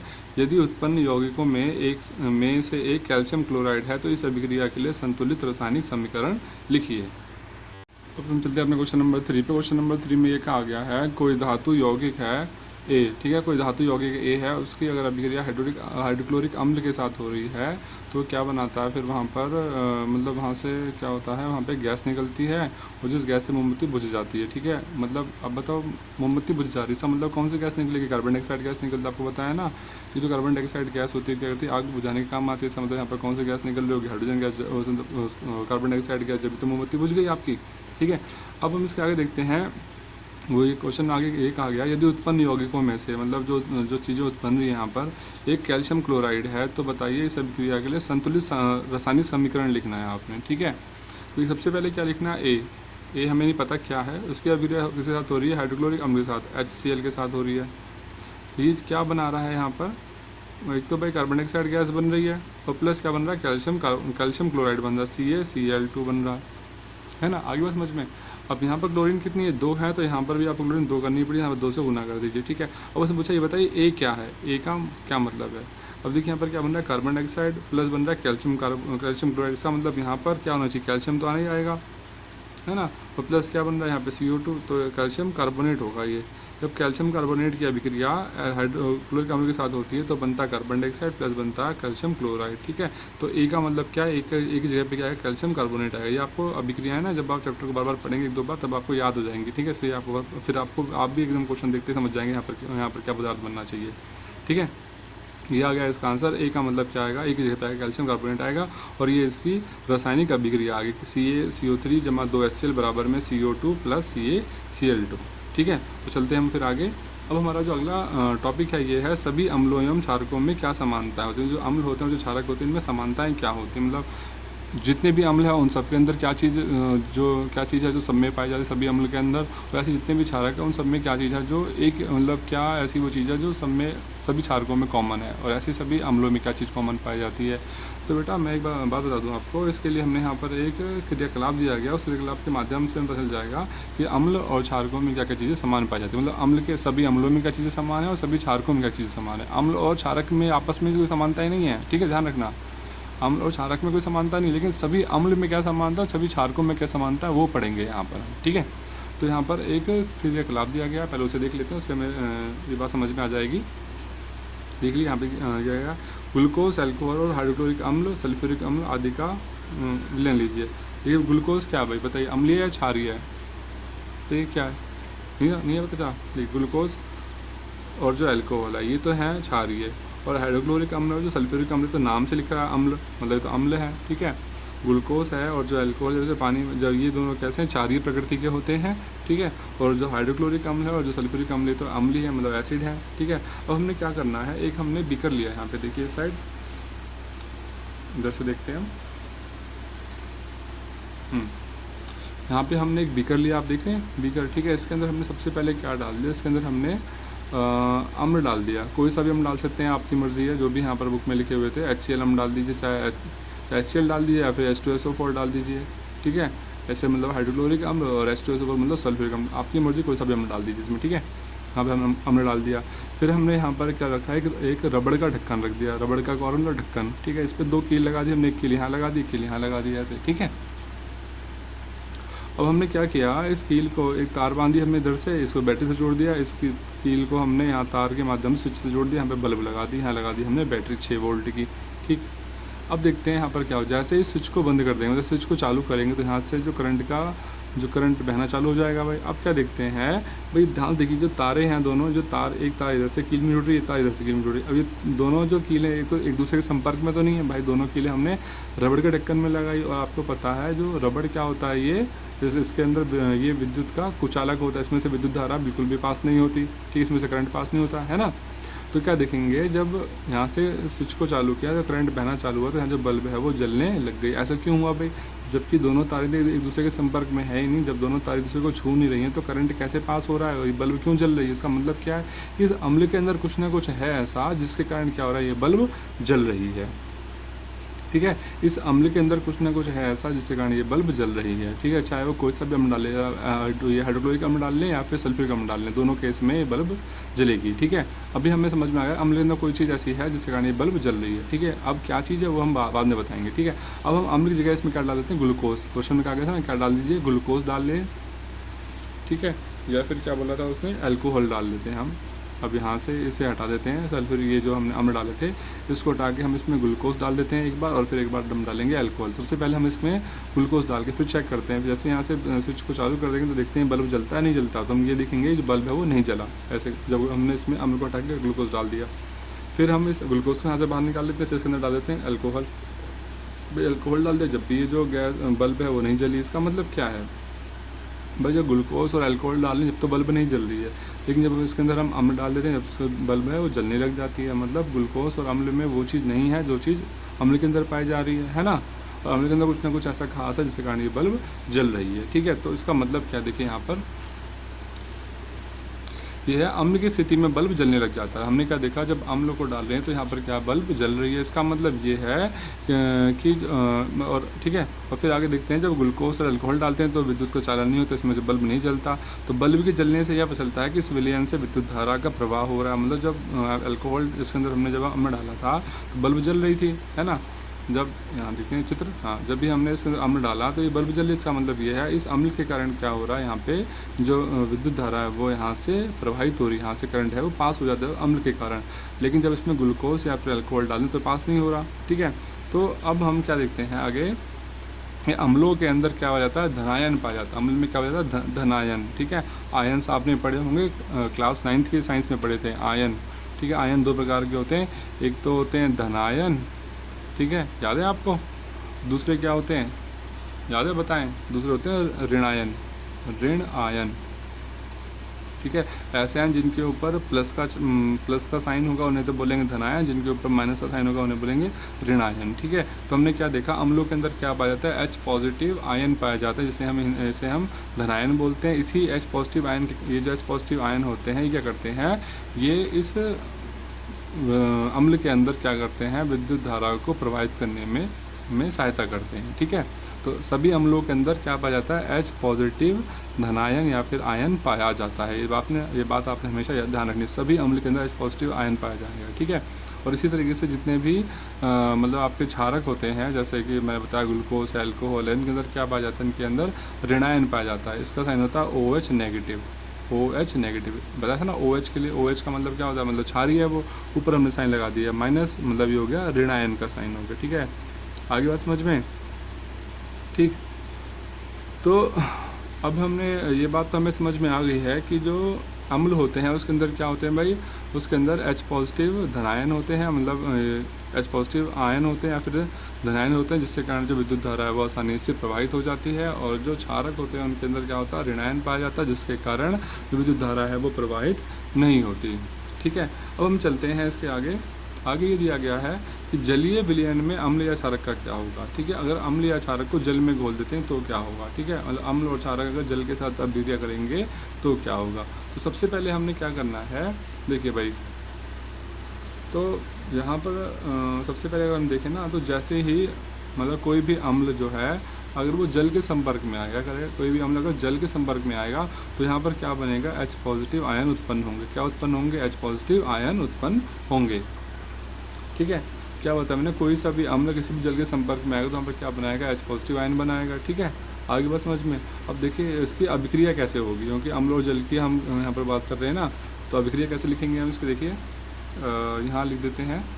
अम्ल के लिए हमने ले लिया, मान लीजिए HCl अम्ल है आपके पास, और जल का सूत्र क्या होता है, H2O होता है, ठीक है। तो अम्ल और जल की अभिक्रिया हो रही तो क्या बनेगा भाई, यहाँ से क्या बनेगा, H पॉजिटिव आयन बनेगा। हमने ध्यान रखना, जब भी अम्ल जल के साथ अभिक्रिया करेगा तो हमेशा क्या बनाएगा, H पॉजिटिव आयन, मतलब H पॉजिटिव मतलब H धनायन बनाता है, ठीक है। H पॉजिटिव आयन बोल लो या फिर H धनायन बोल लो, एक ही मतलब है, ठीक है। तो भाई H बनेगा यहाँ से, मतलब जब अम्ल की अभिक्रिया जल के साथ हो यहाँ से H बनेगा, ठीक है, ये H बनेगा। अभी जो H बना ना, यहाँ से जो H निकलेगा, मतलब यहाँ से जो क्लोरीन, ये जो HCl में से जो H था वो निकल के इस वाटर के साथ जुड़ जाएगा, इस जल के साथ जुड़ जाएगा। तो यहाँ पर अभी देखिए, यहाँ पर क्या हाइड्रोजन के 2 अणु हैं। अब यहाँ पर ये जो हाइड्रोजन एक यहाँ से जो हाइड्रोजन निकला वो इसमें जाकर जुड़ जाएगा, तो यहाँ पर क्या बन जाएगा, यहाँ पर हाइड्रोजन के 3 अणु बन जाएंगे। ये बन जाएगा H3O धनायन, H3O पॉजिटिव बन जाएगा। आई बात समझ में।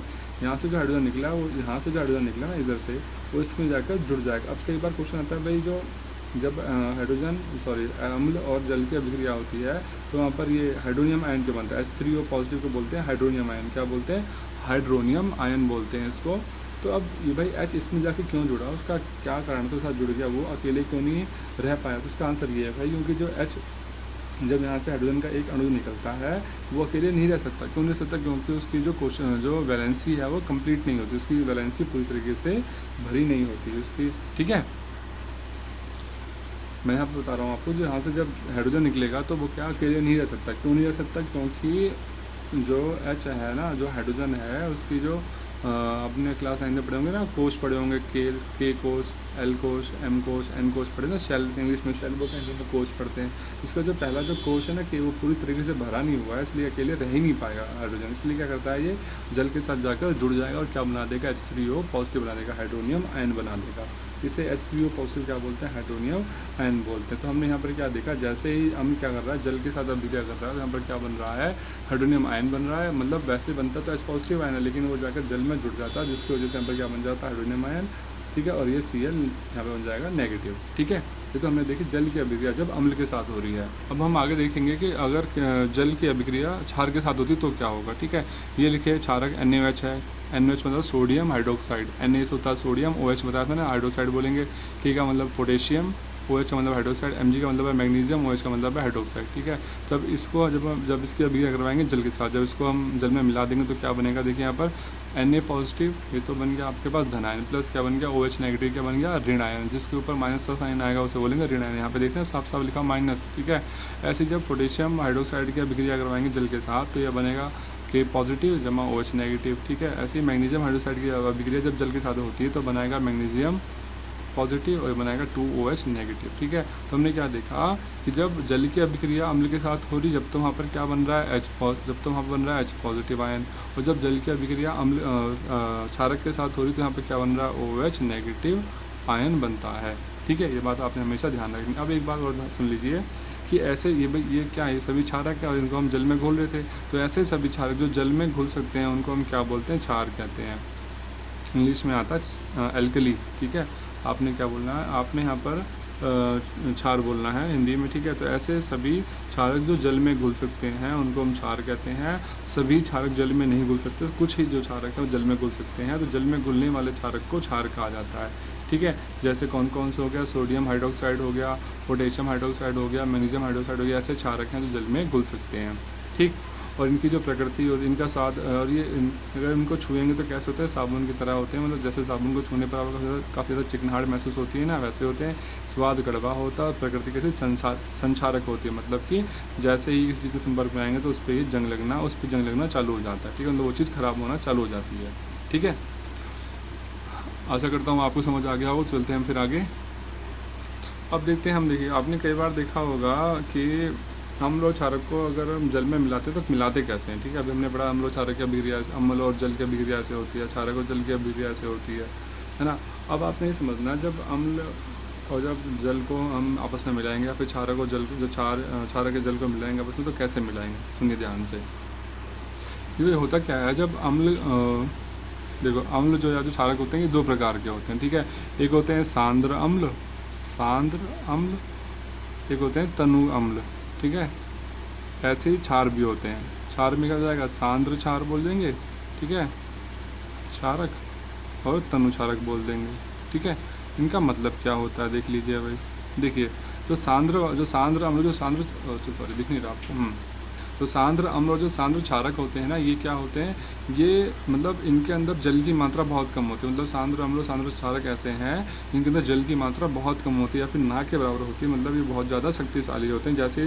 जैसे ही कोई अम्ल, जैसे ही अगर हमारा हाथ या फिर कोई भी चीज़ अम्ल के सांद्र अम्ल या सांद्र क्षारक के संपर्क में आएगी ना, तो बहुत इतने खतरनाक है कि हमारा जो हाथ है या फिर जो हमारे जो कपड़े हैं वो सब जल जाएंगे। ठीक है, इसलिए ऐसा कहा जाता है कि हमें अम्लों को काफ़ी ध्यान से, अम्ल या क्षारों को काफ़ी ध्यान से इस्तेमाल करना चाहिए, वो भी अगर सांद्र अम्ल और सांद्र क्षारक हों, क्योंकि ये बहुत ज़्यादा शक्तिशाली होते हैं। इतनी शक्तिशाली हैं कि अगर हमारे हाथ पे गिर जाए तो हमारी हड्डी तक, हमारी खाल भी जल जाएगी, हमारी हड्डी भी जल जाएगी। ठीक है, और हमारे कपड़े भी जल जाएंगे अम्ल और क्षारकों से। ठीक है, इसलिए सांद्र अम्ल क्या होता है, इनके अंदर जल की मात्रा बहुत कम होती है, बहुत ज़्यादा शक्तिशाली होते हैं।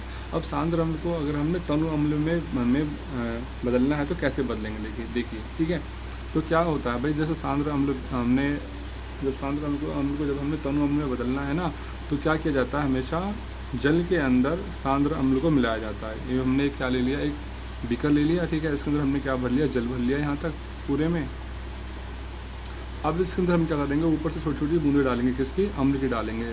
ठीक है, यहाँ से करेंगे हम अम्ल की, मान ली HCl अम्ल है आपके पास, इसकी आप छोटी छोटी यहाँ से क्या डाल दें, बूंदें डाल दें। ठीक है, अब आप कई बच्चे सोचेंगे भाई कि हमने जल के अंदर, ये जल है आपके पास, जल में क्या डाल रहे हैं, अम्ल डाल रहे हैं, HCl अम्ल। कभी सोचेंगे हमने ऐसा क्यों नहीं किया कि हमने यहाँ पर एक ले लिया बीकर, इसके अंदर हमने अम्ल भर लिया और इसके अंदर हम जल क्यों नहीं डाल सकते, है ना। क्वेश्चन तो ये भी बन सकता है कि भाई जल के अंदर ही अम्ल क्यों डाल रहे हैं, अम्ल के अंदर जल क्यों नहीं डाल सकते। तो बेटा उसका कारण ये है कि जब हम अम्ल के अंदर, मान लीजिए अम्ल है, इसके अंदर हम जल डाल रहे हैं, ठीक है, तो यहाँ पर अम्ल की मात्रा बहुत ज़्यादा, जल की मात्रा तो बहुत कम है। और जल के अंदर क्या, और अम्ल की जब अभिक्रिया जल के साथ होती है तो क्या बनता है, H पॉजिटिव आयन बनते हैं। उसके साथ साथ, और H पॉजिटिव आयन तो बनते ही बनते, इसके साथ साथ यहाँ पर क्या बनती है, काफ़ी मात्रा में ऊष्मा भी बनती है, भी ध्यान रखिए आप। जब अम्ल की अभिक्रिया जल के साथ होती है तो यहाँ पर आयन तो बनेंगे, साथ में क्या बनती है, काफ़ी मात्रा में ऊष्मा बनती है। तो अम्ल ज़्यादा होगा तो H पॉजिटिव आयन ज़्यादा बनेंगे, जब ये H पॉजिटिव आयन ज़्यादा बनेंगे तो यहाँ पर काफ़ी ज़्यादा ऊष्मा बनेगी, इतनी ज़्यादा ऊष्मा हो जाएगी कि जो बीकर, जो बर्तन है, जिस बर्तन में आपने अम्ल को भर रखा है, ये बर्तन फट जाएगा, और आप अगर आपसे आसपास खड़े हैं, जो भी आदमी इसके आसपास खड़ा होगा उसको भी नुकसान पहुँचेगा। इसलिए ऐसी सलाह दी जाती है कि कभी भी हमें जल को अम्ल में नहीं डालना चाहिए, है ना, अम्ल के अंदर जल नहीं डालना चाहिए, क्योंकि जैसे जल अम्ल के साथ अभिक्रिया करेगा उसके अंदर बहुत ज़्यादा H पॉजिटिव आयन उत्पन्न होंगे, और उसके कारण वहाँ पे काफ़ी ज़्यादा ऊष्मा उत्पन्न होगी। उसके कारण जो बीकर है, जो बर्तन है जिसमें आपने अम्ल को भर रखा था, वो फट जाएगा, और वहाँ पे आसपास खड़े लोगों को उससे मतलब उन्हें काफ़ी ज़्यादा नुकसान पहुँचेगा। ठीक है, हमेशा क्या किया जाता है, जल के अंदर धीरे धीरे अम्ल को मिलाया जाता है। तो ऐसा इसलिए किया जाता है क्योंकि जल की मात्रा ज़्यादा है, अम्ल की आपने 2-4 बूंदे उसमें डाल दी तो यहाँ पर H पॉजिटिव आयन बनेंगे, लेकिन बहुत कम बनेंगे, तो बहुत कम बनेंगे तो ऊष्मा भी कैसी बनेगी, बहुत कम ऊष्मा बनेगी। जब ऊष्मा कम बनेगी तो जो बर्तन है वो फटेगा नहीं, और आसानी से जो जल है, जो जल है वो अम्ल के अंदर मिल जाएगा। ठीक है, आई बात समझ में। और जब हम जल के अंदर अम्ल को मिलाते हैं, इस प्रक्रिया को बोलते हैं तनुकरण। क्या बोलते हैं, तनुकरण कहा जाता है।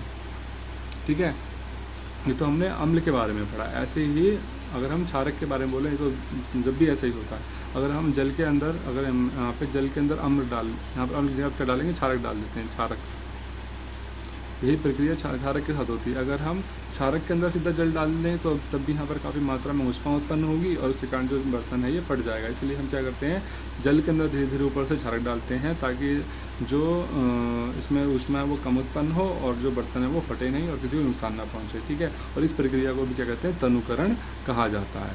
ठीक है, आशा करता हूँ आपको समझ आ गया होगा ये। ठीक, तो एग्ज़ाम में कई बार ये पूछा जाता है कि ऐसी सलाह क्यों दी जाती है कि हमेशा जल के अंदर अम्ल डालना चाहिए, जल के अंदर क्षारक डालना चाहिए। ठीक है, तो ऐसा इसलिए है कि अगर हम अम्ल में जल डाल देंगे तो वहाँ पर काफ़ी मात्रा में H पॉजिटिव आयन बनेंगे और काफ़ी ज़्यादा ऊष्मा बनेगी, उसके कारण जो बर्तन है वो फट जाएगा और लोगों को नुकसान पहुँचेगा। इसलिए ऐसी सलाह दी जाती है कि हमेशा जल के अंदर अम्ल या क्षारक की थोड़ी थोड़ी बूंदें मिलानी चाहिए। ठीक है, और इस प्रक्रिया को तनुकरण कहा जाता है। ठीक है, अब एक बात बताइए मुझे, एक चीज़ और। देखिए भाई, अब मैंने बताया आपको अम्ल के अंदर क्या पाया जाता है, अम्ल की जब अभिक्रिया जल के साथ होगी तो क्या बनेगा, H पॉजिटिव आयन बनेगा। और मैंने दूसरा बताया, अगर किसी क्षारक की अभिक्रिया जल के साथ होगी तो क्या बनेगा, OH नेगेटिव आयन बनेगा, है ना, इसे बोलते हैं धनायन, H धनायन, इसे बोलेंगे OH ऋणायन। ठीक है, मैं इंग्लिश में लिख रहा हूँ, मतलब हिंदी में की बात है वो। ठीक, अब देखिए भाई, अब देखिए जल कितना है यहाँ पर, जल तो ज़्यादा है। मान लीजिए यहाँ पर हमने क्या किया, ये जो जल है 100 लीटर जल भर रखा हमने इसके अंदर, चलो 10 लीटर मान लें। ठीक है, और इसके अंदर में क्या डाल दिया, 5 ml क्या डाल दिया हमने, इसके अंदर अम्ल डाल दिया। ठीक है, अब भाई 5 ml अम्ल के अंदर भी क्या होगा, H पॉजिटिव आयन तो होंगे ना। तो 5 हमने भी मान लिया, 5 ml अम्ल के अंदर कितने आयन है, 20 आयन है, 20 H पॉजिटिव आयन मान लिया अभी हमने। ठीक है, अब ये जो 5 ml अम्ल को जब हम इस जल में मिला देंगे, कितने जल में, 10 लीटर जल में, तो 5 मतलब 10 ml जल में, 10 लीटर जल में जब 5 ml अम्ल मिल जाएगा तो जो 20 आयन है वो 10 लीटर में फैल जाएंगे ना, फैल जाएंगे, नहीं फैल, पूरे में फैल जाएंगे। अब इसकी जो सांद्रता है, सांद्रता का मतलब ये हो जाता है, सांद्रता का मतलब ये हो जाता है कि प्रति लीटर में, 1 लीटर में जितने H पॉजिटिव आयन होंगे उसे हम बोलते हैं सांद्रता।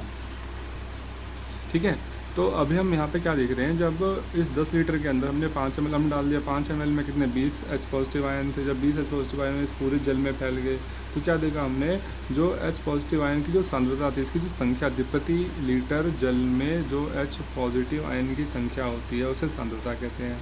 ठीक है, तो अभी तो 5 ml में 20 पाए जा रहे थे, अब 10 लीटर में 20 पाए जाएंगे, मतलब क्या, सांद्रता कम हो गई ना इसकी। ठीक है, तो ठीक, हमने क्या देखा, जब अम्ल को हम जल में डाल देते हैं तो वहाँ पर क्या होता है, H पॉजिटिव आयन की सांद्रता कम हो जाती है। ठीक है, और इसी तरीके से अगर हम अगर हम क्षारक को जल में डाल देंगे तो क्या होगा, तो क्षारक वाले केस में क्या हो जाएगा, OH नेगेटिव आयन की जो सांद्रता है वो भी कम हो जाएगी। ठीक है, ये ध्यान रखना, जब अम्ल या क्षारक को जल में मिलाया जाता है तो अम्ल को मिलाएंगे तो H पॉजिटिव आयन की सांद्रता कम हो जाएगी, अगर क्षारक को मिलाएंगे जल में तो OH नेगेटिव आयन की जो सांद्रता है ये कम हो जाती है। ठीक है, अब चलते हैं हम अपने NCERT क्वेश्चंस पे। यहाँ पर इसके बाद कुछ क्वेश्चंस दे रखे हैं, उनको देख लेते हैं।